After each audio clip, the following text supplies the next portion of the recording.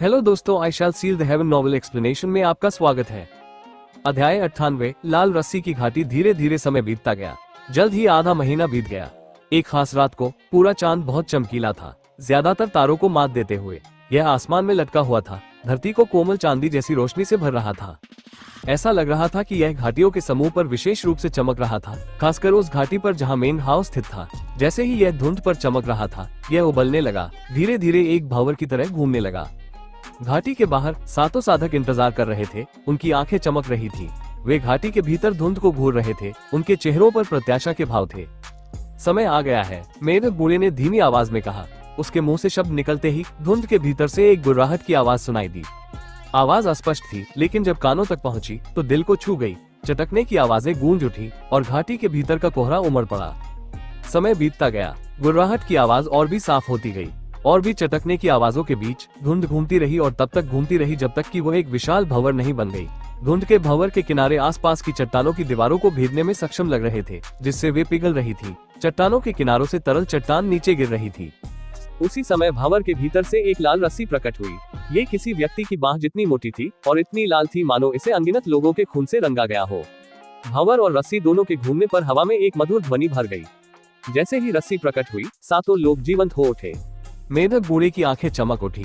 उसने अपनी जीभ को काटा और थोड़ा खून थूका, साथ ही एक मंत्र का जाप किया और अपने बैग से एक काले धातु का टुकड़ा निकाला। बाकी 6 लोगों ने भी यही किया, खून थूकना और काली धातु के टुकड़े बनाना। वे इस प्रक्रिया से परिचित लग रहे थे, जैसे कि उन्होंने पहले भी ऐसा किया हो। रक्त भंवर में प्रवेश कर गया और जाहिर तौर पर इसी वजह से भंवर ने अचानक घूमना बंद कर दिया। हालांकि रस्सी नहीं घूमी।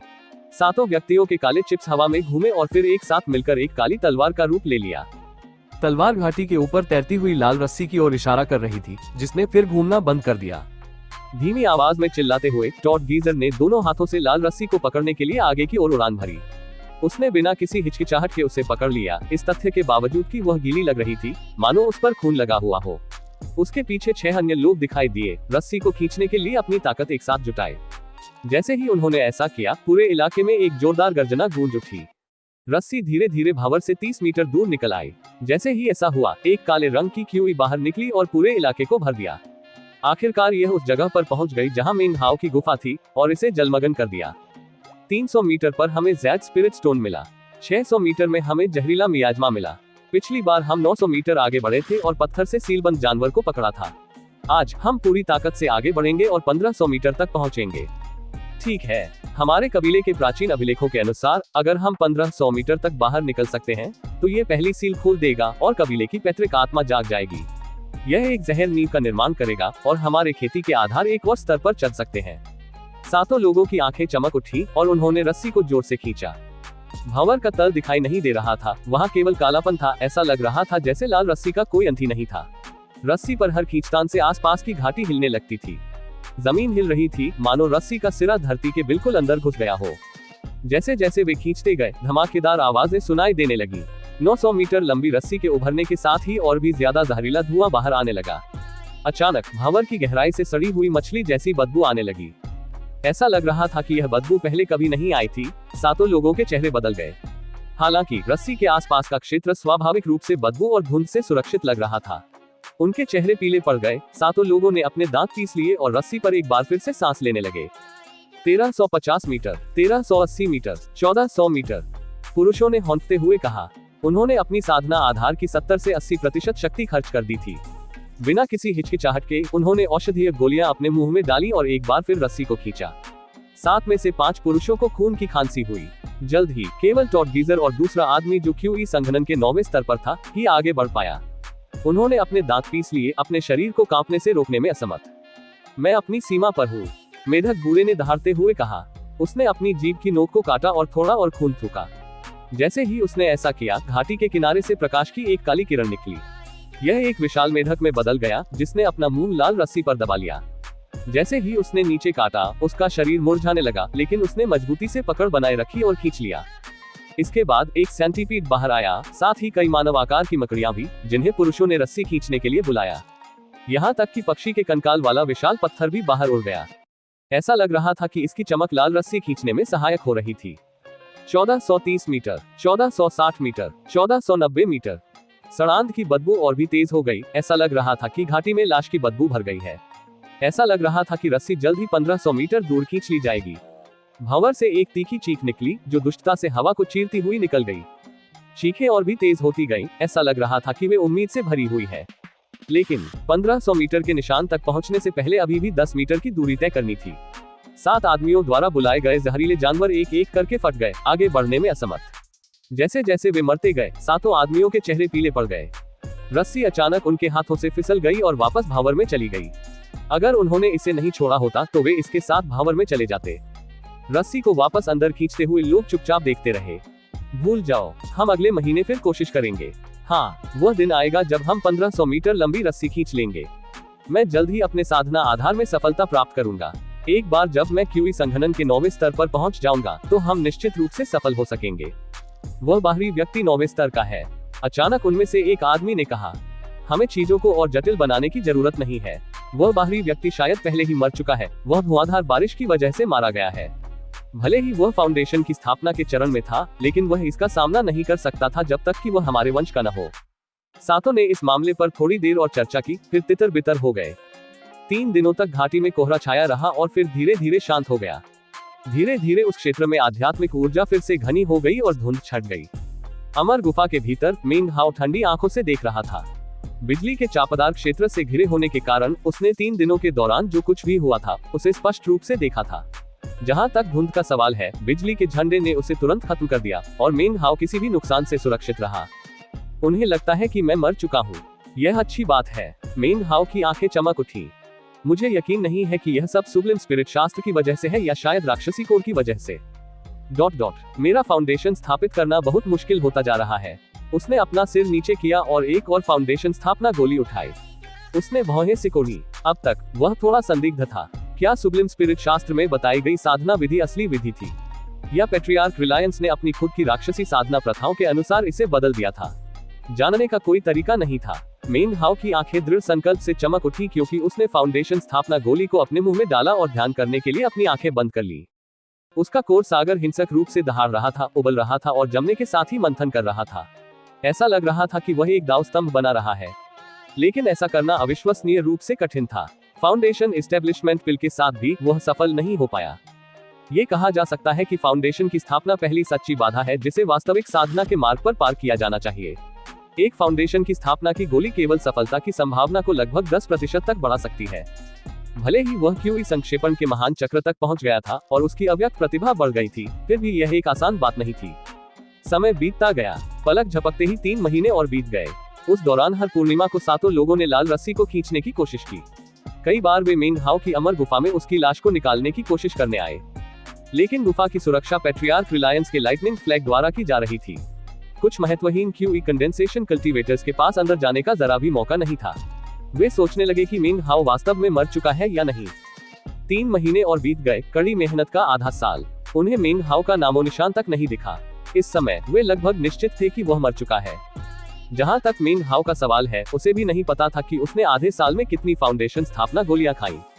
हर बार जब वह असफल होता तो वह एक और गोली ले लेता। अंत में उसने एक बार में 2 गोलियां खाने की भी कोशिश की। आधे साल के दौरान जहर 2 बार भड़क गया। शुक्र है मिंग हाओ तैयार था। उसने इससे निपटा, फिर फाउंडेशन की स्थापना के लिए अपने प्रयासों को जारी रखा। इसी तरह दर्दनाक तरीके से 1 और महीना बीत गया। एक रात मिंग हाओ वहीं बैठा था। उसके दिमाग में एक गर्जना की आवाज उठ रही थी। केवल मिंग हाओ ही इस गर्जना की आवाज को महसूस कर सकता था। यह उसके दिमाग में गड़गड़ाहट की तरह लग रही थी। उसके शरीर के भीतर उसके सुनहरे कोर समुद्र ने एक अभूतपूर्व गर्जना की ध्वनि निकाली और एक सुनहरा प्रकाश उसके शरीर में भर गया। ऐसा लग रहा था मानो वह खुद सोने से बना हो। वह वहां ध्यान में बैठा था, उसकी आंखें बंद थीं। जैसे ही उसके कोर समुद्र ने अपनी गड़गड़ाहट भरी गर्जना की, उसने अपना सारा ध्यान दाव स्तंभ बनाने और फाउंडेशन स्थापना में घुसने पर केंद्रित कर दिया। कोर समुद्र के भीतर राक्षसी कोर तेजी से घूम रहा था। ऐसा लग रहा था कि यह पिघल जाएगा। पिछले साल के दौरान ऐसा अक्सर हुआ था। मिंग हाओ को स्पष्ट रूप से समझ में आ गया था कि अगर उसके अंदर यह राक्षसी कोर नहीं होता तो फाउंडेशन स्थापना तक पहुंचना बहुत आसान होता। ये राक्षसी कोर ही था जो चीजों को इतना मुश्किल बना रहा था। इस तथ्य के साथ कि उसने क्यूई संघनन के महान चक्र को पूरा कर लिया था, इसका मतलब था कि फाउंडेशन स्थापना को प्राप्त करना उसके लिए दुनिया में किसी और की तुलना में बहुत कठिन था। हर बार जब दाव स्तंभ बनना शुरू होता तो ये राक्षसी कोर द्वारा बाधित हो जाता और एकजुट नहीं हो पाता। उस समय मिंग हाओ के कोर समुद्र से सुनहरी रोशनी चमक उठी। पानी जमने लगा, धीरे धीरे एक विशाल दाव स्तंभ में बदल गया। लेकिन फिर राक्षसी कोर घूमने लगा, जिससे कोर समुद्र, जो कुछ ही पल पहले शांत था, उबलने लगा। दाव स्तंभ एक बार फिर टूटने लगा। फिर से मिंग हाओ की आंखें जल उठी। बिना किसी हिचकिचाहट के उसने अपना हाथ उठाया और 3 फाउंडेशन स्थापना गोलियां निगल ली। अध्याय 99, नींव की स्थापना। डेमोनिक कोर बस आगे बढ़ता रहता है और यह कोर सागर को फाउंडेशन एस्टेब्लिशमेंट में प्रवेश करने से रोकता है। ये बस दाव पिलर नहीं बना सकता, मुझे दाव पिलर बनाना होगा। मुझे फाउंडेशन एस्टेब्लिशमेंट तक पहुंचना होगा। मुझे डेमोनिक कोर को आगे बढ़ने से रोकना होगा और इसके लिए अधिक आध्यात्मिक ऊर्जा की आवश्यकता है। 3 फाउंडेशन स्थापना गोलियां उसके मुंह में घुल गईं और आध्यात्मिक शक्ति की एक चौंकाने वाली मात्रा फूट पड़ी। यह मिंग हाओ के कोर सागर में बह गई, जो कुछ क्षण पहले संघनित होने के बीच में था, लेकिन फिर राक्षसी कोर द्वारा बाधित हो गया। कोड़े की मार से कोर सागर में चमकने वाली सुनहरी रोशनी फैल गई। राक्षसी कोर, जो ऐसा लग रहा था कि कभी घूमना बंद नहीं करेगा, अचानक धीमा होने लगा। कोर सागर के भीतर आध्यात्मिक ऊर्जा अंतहीन लग रही थी। एक गर्जनापूर्ण ध्वनि सुनी जा सकती थी, जिसने इस बात के किसी भी संकेत को दबा दिया कि राक्षसी कोर फिर से उग्र रूप से घूमना शुरू कर देगा। वह रुक गया, बिना हिले। कोर समुद्र के भीतर से पॉपिंग की आवाजें गूंज उठी और मिंग हाओ के पूरे शरीर में गूंज उठी। उसका पूरा कोर समुद्र ऐसा लग रहा था मानो जम गया हो। कुछ सांसों के अंतराल में वह अचानक पूरी तरह से ठोस हो गया। उस पल ऐसा लग रहा था मानो मिंग हाओ की जिंदगी खत्म हो गई हो। उसकी सांसें धीमी हो गईं और उसका शरीर कांपने लगा। उसकी आंखें चमक उठी और उसने गहरी सांस ली, क्योंकि उसके दिमाग में सबलाइम स्पिरिट स्क्रिप्चर की क्यू कंडेंसेशन मैनुअल उभरी। ठोस कोर समुद्र धीरे धीरे सिकुड़ने लगा। ये छोटा होता गया और हीरे के आकार की क्रिस्टलीय चट्टान में बदल गया, जिसमें राक्षसी कोर था। फाउंडेशन स्थापना गोलियों से अधिक आध्यात्मिक ऊर्जा नीचे गिर गई और धीरे धीरे कोर सागर फिर से उभरा। जैसे ही यह फिर से भर गया, ये फिर से सिकुड़ने लगा और हीरे के आकार का एक और क्रिस्टलीय पत्थर का टुकड़ा बन गया। फिर और अधिक आध्यात्मिक ऊर्जा प्रवाहित हुई और प्रक्रिया फिर से शुरू हुई। मिंग हाओ को पता था कि इस प्रक्रिया में बहुत समय लगेगा और इसके लिए बहुत सारी आध्यात्मिक ऊर्जा की आवश्यकता होगी। यही वजह थी कि उसने इस घाटी को चुना था। उसने अपना बैग थपथपाया और भी औषधीय गोलियां खानी शुरू कर दी।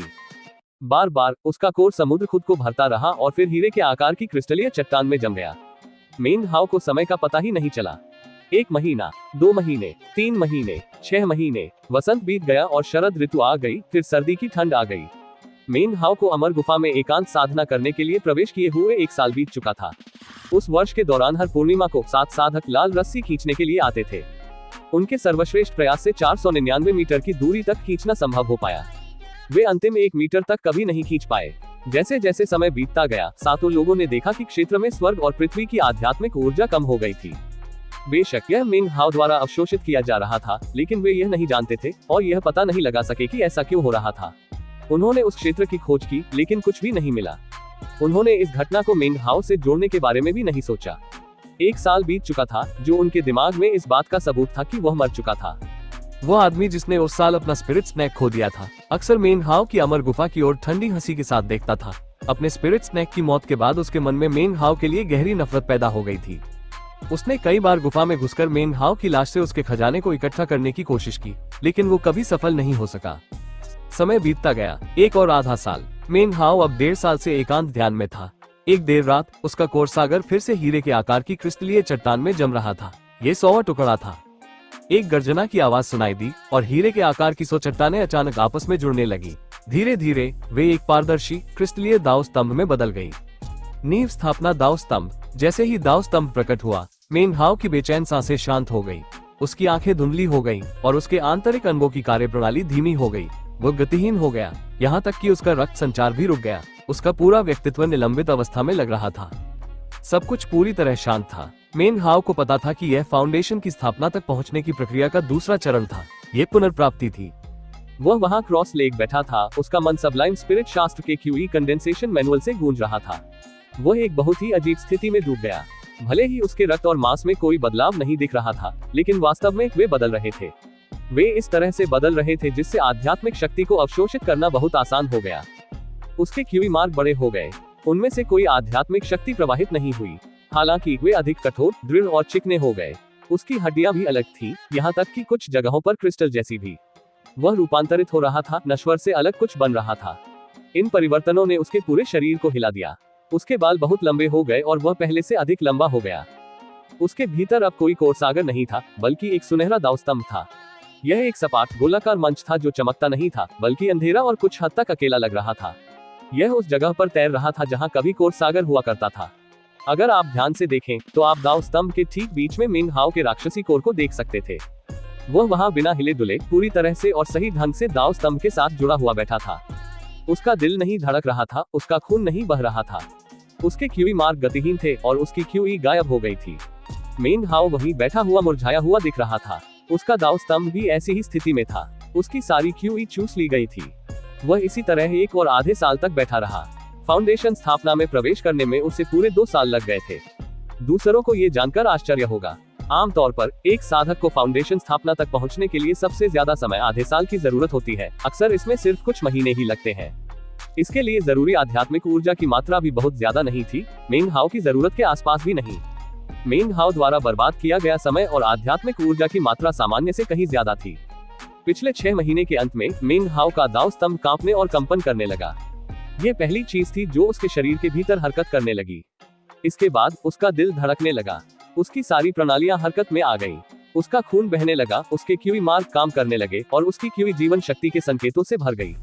धीरे धीरे वह नींद से जागने लगा। जल्द ही दाव स्तंभ सुनहरी रोशनी से चमकने लगा, जो और भी तीव्र होती गई। उसका दिल इतनी तेजी से धड़क रहा था कि ऐसा लग रहा था कि वह उसके शरीर से बाहर निकल जाएगा। इसकी आवाज अमर की गुफा में भर गई। उसके दिल की हर धड़कन से उसके पूरे शरीर में खून बहने लगा। उसकी क्यूई बाहर निकल आई और ऐसा लग रहा था कि वह जल्द ही शक्ति से भर जाएगा और किसी भी क्षण अपनी आंखें खोल सकेगा। इस शक्ति का उपयोग केवल आंखें खोलने के लिए नहीं, बल्कि उसके शरीर को जगाने के लिए किया जाना था। यह उसके भीतर घूमती रही, मजबूत होती गई, उसके शरीर को ताकत से भरती रही। ये वह क्षण था जब उसके भीतर के दाव स्तंभ ने एक जोरदार गर्जना की। उसमें से एक शक्तिशाली आध्यात्मिक शक्ति फूट पड़ी, जो मिंग हाओ के क्यूई मार्गों, मांस, रक्त और हड्डियों में फैल गई।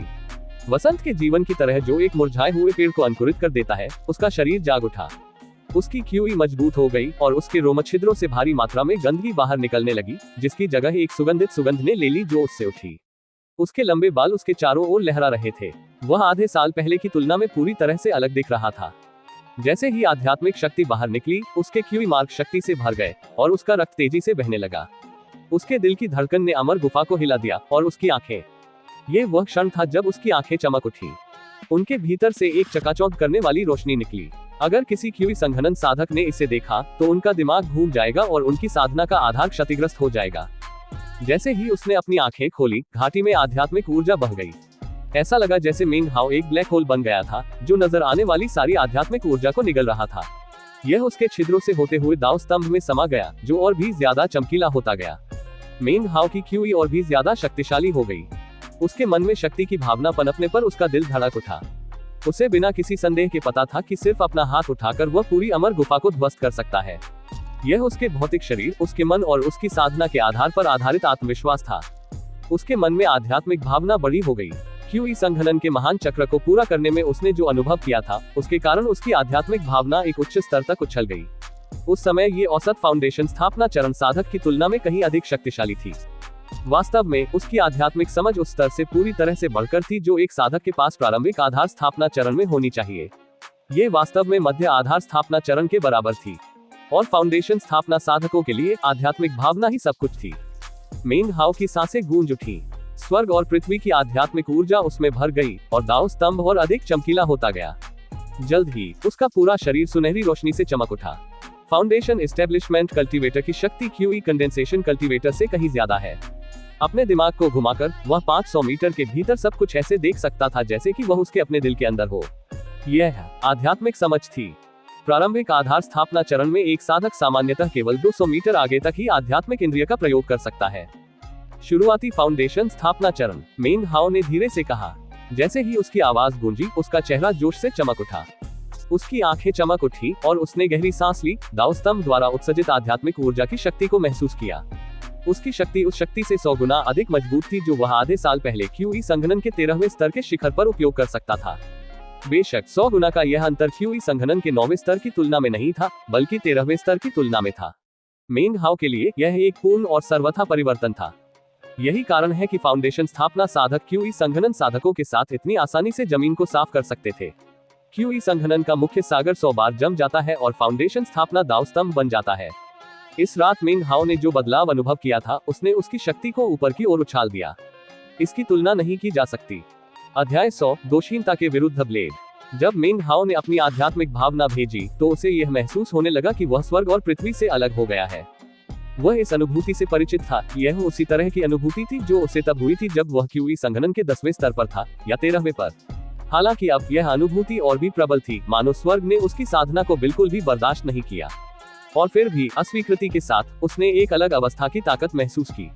ऐसा लग रहा था कि इस तथ्य के बावजूद कि स्वर्ग ने इसे बर्दाश्त नहीं किया और इस अवस्था को सभी प्राणियों ने अस्वीकार कर दिया, इसने वापस लड़ाई लड़ी और इस वजह से ये और भी शक्तिशाली हो गई। वह प्रतिरोध मिंग हाओ से नहीं बल्कि दाओ स्तंभ और उसके अंदर की आध्यात्मिक ऊर्जा से आया था। स्वर्ग के प्रतिरोध को महसूस करने के बाद मिंग हाओ ने जल्दी से इसके स्रोत का पता लगा लिया। स्वर्ग और पृथ्वी की आध्यात्मिक ऊर्जा का एक भी अंश जो उसने अपने शरीर में अवशोषित कर लिया था वापस बाहर नहीं निकल पाया। इसके अलावा कोई भी अवशोषित नहीं हो सकता था। स्वर्ग और पृथ्वी के साथ कोई चक्र नहीं बनाया जा सकता था जिसकी अनुमति नहीं थी। साथ ही चूंकि उससे आध्यात्मिक ऊर्जा नहीं निकल रही थी, इसलिए वह कुछ अजीब अमूर्त अवशेषों को स्पष्ट रूप से पहचान पा रहा था। अगर वह उन्हें पकड़ पाता तो वह तुरंत और भी शक्तिशाली बन जाता। इन अवशेषों को स्वर्ग द्वारा अनुमति नहीं दी गई थी, इसलिए केवल अस्वीकृत साधक ही उन्हें देख सकते थे और उनके बारे में ज्ञान प्राप्त कर सकते थे। हालांकि मिंग हाओ को इसके बारे में पता नहीं था, लेकिन साधना जगत में इन अवशेषों को दाव निषेध कहा जाता था। हर साधक जो फाउंडेशन स्थापना चरण तक पहुंच गया था उन्हें महसूस कर सकता था। उसी समय जब मिंग हाओ को दाव निषेधों का एहसास होने लगा तो कुछ ने उसके शरीर को हिला दिया। उसके दाव स्तंभ पर दरार दिखाई देने पर एक चटकने वाली आवाज सुनाई दी। जब ऐसा हुआ तो मिंग हाओ ने एक मुंह खून खांसकर बाहर निकाला और वह उस विशेष अवस्था से बाहर आ गया। दाव स्तंभ की दरार से आध्यात्मिक ऊर्जा की विशाल मात्रा बाहर निकली। मिंग हाओ इसे रोकने में असमर्थ था। उसका शरीर एक बार फिर स्वर्ग और पृथ्वी से जुड़ गया। हालांकि उससे निकलने वाली आध्यात्मिक ऊर्जा वास्तव में उस मात्रा की तुलना नहीं कर सकती थी जो उसने अवशोषित की थी। वह अब स्वर्ग और पृथ्वी के साथ एक चक्र में वापस आ गया था। वह अजीब निशान जो उसने अभी तक महसूस किए थे अब वहां नहीं थे। वह अब स्वर्ग और पृथ्वी द्वारा अस्वीकार नहीं किया गया था, बल्कि उसे स्वीकार कर लिया गया था और अब वह उनका हिस्सा था। उसके दिल में कमजोरी की एक चमक दिखाई दी। मिंग हाओ ने अपना सिर उठाया। उसकी नजर अमर की गुफा के बाहर तक पहुंच गई। जैसे ही उसने बाहर आसमान की ओर देखा, उसकी आंखों में अभूतपूर्व चमक आ गई। यह एक दोषरहित फाउंडेशन था जिसमें एक दरार थी। इस पहलू में मिंग हाओ वास्तव में अधिकांश से बेहतर था। एक दरार वाली नींव के साथ वह बहुत कमजोर होगा और एक खंडित नींव के साथ और भी अधिक दरारें होंगी और वह काफी कम शक्तिशाली होगा। जब तक कोई दरार है, मिंग हाओ ने बड़बड़ाया, ये सही नहीं है और इस प्रकार स्वर्ग इसे स्वीकार कर सकता है। उसकी आंखें चमक उठी। क्योंकि दाव स्तंभों में दरारें हैं, इसलिए मैं अपनी साधना में चाहे किसी भी स्तर पर पहुंच जाऊं, अवशोषण और प्रसार हमेशा होता रहेगा। क्या मैं इस तरह से अपने लिए साधना करूं या स्वर्ग के लिए? मिंग हाओ कुछ देर चुप रहा। ये प्रश्न वास्तव में इतना गहरा था कि एक फाउंडेशन स्थापना साधक इस पर विचार नहीं कर सकता था। हालांकि चूंकि मिंग हाओ ने उत्कृष्ट आत्मा शास्त्र के क्यूई संक्षेपण मैनुअल का अध्ययन किया था और क्योंकि वह एक पूर्ण आधार प्राप्त करने की विधि जानता था, उसने उन मामलों पर विचार किया जो सामान्य रूप से केवल आत्मा विच्छेदन चरण का कोई व्यक्ति ही समझ सकता था। जिस समय मिंग हाओ फाउंडेशन स्थापना चरण पर पहुंचा, उस समय बाहर काफी रात हो चुकी थी। बाहर खड़े 7 साधकों ने आध्यात्मिक ऊर्जा को आगे पीछे घूमते हुए देखा और फिर घाटी के भीतर मिंग हाओ की ओर देखा। क्या हुआ? सारी आध्यात्मिक ऊर्जा उस दिशा में क्यों खींची जा रही है? इस तरह बड़बड़ाते हुए वे सातों आगे बढ़े। हालांकि जैसे ही वे पास पहुंचे, उन्हें रुकना पड़ा। उनके शरीर कांप रहे थे। उनकी आध्यात्मिक ऊर्जा अस्थिर महसूस कर रही थी, मानो वह किसी भी क्षण उनके शरीर से बाहर निकल सकती है। वे सदमे में वहां खड़े थे, यह अनिश्चित कि वास्तव में क्या हो रहा था। इन लोगों के लिए फाउंडेशन की स्थापना बहुत दूर की बात थी। वे कल्पना भी नहीं कर सकते थे कि इसी घाटी में कोई उस मुकाम तक पहुंच सकता है। सदमे में वे आगे बढ़ने की हिम्मत नहीं जुटा पाए। वे वहीं खड़े रहे, तरह तरह के कयास लगाते रहे। आखिरकार इस नतीजे पर पहुंचे कि घाटी की वजह से ही कुछ अजीब हो रहा है। चूंकि वे वहां पहुंच नहीं सकते थे, इसलिए अनुमान लगाना ही सबसे अच्छा काम था जो वे कर सकते थे। किसी भी बात को साबित या गलत साबित करने का कोई तरीका नहीं था। मैं महसूस कर सकता हूँ कि घाटी में कुछ बहुत बड़ी शक्ति है, मेढक बूढ़े ने गहरी सांस लेते हुए और अपनी आंखें सिकोड़ते हुए कहा। ये कुछ ऐसा है जो हमसे बहुत दूर है। बहुत बुरा हुआ कि हम और करीब नहीं आ पाए। आखिर हुआ क्या था? मुझे लगता है कि अगर मैं और करीब गया तो मेरे शरीर की आध्यात्मिक ऊर्जा खत्म हो जाएगी। पिछले 2 सालों में आध्यात्मिक ऊर्जा के साथ बहुत सी अजीबोगरीब चीजें घटित हुई हैं। अब एक और चीज घटित हो रही है। उन सातों ने एक दूसरे को देखा, फिर चुप हो गए। उनके दिल तरह तरह की अटकलों से भरे हुए थे। इस बीच गुफा के अंदर मिंग हाओ ने अपना सिर ऊपर उठाया। उसकी आंखें चमक रही थी। अगर वह परफेक्ट फाउंडेशन को बिल्कुल भी नहीं देख पाता तो इससे कोई फर्क नहीं पड़ता, लेकिन इसे थोड़ी देर के लिए महसूस करने के बाद केवल इसे छीन लिया गया और उसकी शक्ति कम हो गई, जिससे उसे और भी अधिक तीव्रता से इसकी चाहत होने लगी। Perfect foundation. उसकी आंखें चमक उठी और वह खड़ा हो गया। उसने अपनी आस्तीन हिलाई और उसके सामने धुंध लहरदार हो गई, फिर एक छोटे झंडे में बदल गई, जो उसके हाथ में आकर रुक गया। उसने उस पर नजर डाली, उसमें से कुछ आध्यात्मिक ऊर्जा निकली जिसने उसे ढक दिया, उसे प्रकाश की एक काली किरण में बदल दिया जो उसके मुंह में चली गई। क्यूई कंडेंसेशन के दौरान मेंग हाओ केवल निष्क्रिय रूप से ध्वज का उपयोग कर सकता था, लेकिन अब जब वो फाउंडेशन एस्टेब्लिशमेंट में था तो वो इसे और भी अधिक तरीकों से परिष्कृत और संचालित कर सकता था। प्रसन्न दिखते हुए मेंग हाओ ने खुद को समझने के लिए एक क्षण लिया। उसकी आंखें चमक उठी। सुब्लिम स्पिरिट स्क्रिप्चर के क्यू कंडेंसेशन मैनुअल के साथ एक दूसरा कोर सागर बनाया जा सकता है। जब दूसरा कोर सागर क्यू कंडेंसेशन से फाउंडेशन एस्टेब्लिशमेंट की ओर बढ़ता है तो ये किसी के फाउंडेशन एस्टेब्लिशमेंट की गुणवत्ता में सुधार कर सकता है। मेरे लिए हालांकि यह वास्तव में बहुत ज्यादा फर्क नहीं डालेगा। हालांकि मैं इसे कर सकता हूँ, बस मामले में। उसकी आंखें चमक रही थी। वह वापस क्रॉस लेग करके बैठ गया और सुब्लिम स्पिरिट स्क्रिप्चर के क्यू कंडेंसेशन मैनुअल की कल्पना की। कई घंटों बाद उसकी आंखें खुली। एक गर्जनापूर्ण ध्वनि ने उसके शरीर को भर दिया। अपने अंदर झांकते हुए उसने देखा कि उसके दाव स्तंभ के बाहर एक नया क्षेत्र था, एक विशाल सुनहरा समुद्र। यह मेंग हाओ का दूसरा कोर सागर था। इस कार्य को पूरा करने के बाद उसने हाथ उठाया। जिस बड़े पत्थर ने उसकी अमर गुफा को बंद कर रखा था वह टुकड़े टुकड़े होकर फट गया, जो फिर राख में बदल गया। मेंग हाओ बाहर की ओर उछला और एक धुंधली रोशनी में बदल गया जो हवा में उड़ गई। वह रुक गया, हवा में तैरता हुआ। उसने अमर गुफा की ओर देखा, उसके चेहरे पर मुस्कान थी। जब वह क्यूई संघनन अवस्था में था, अगर वह अपनी उंगली को इस तरह उठाता जैसे उसने अभी उठाया था तो वह चट्टान को चकनाचूर करने में असमर्थ होता। लेकिन अब तक ऐसा करना एक आसान काम था। क्यूई संघनन और नींव स्थापना के बीच का अंतर आकाश और जमीन के बीच के अंतर जैसा है, मेंग हाओ ने खुद से कहा। ये वास्तव में सच है। हालांकि मुझे और भी अधिक शक्तिशाली होना चाहिए। दुख की बात है कि मेरे दाव स्तंभ को एक अदृश्य ब्लेड द्वारा तोड़ दिया गया था। ... यही एक साधक का जीवन है। इसके बारे में कुछ नहीं किया जा सकता है। हालांकि अगर मैं दाव स्तंभ की मरम्मत कर सकता हूँ तो मैं एक संपूर्ण नींव स्थापित कर सकता हूँ। ऐसा करने के लिए मुझे पहले एक संपूर्ण नींव की गोली बनानी होगी। हालांकि मेरा सबसे बड़ा सवाल यह है कि यह प्रतीक क्या है। उसकी नजर उसके दाहिने हाथ पर पड़ी थी। वहां उसके हाथ के पीछे एक अजीब चमकता हुआ जादुई प्रतीक था जो धीरे धीरे फीका पड़ रहा था। यह उसकी त्वचा पर मौजूद नहीं था बल्कि उसके अंदर था।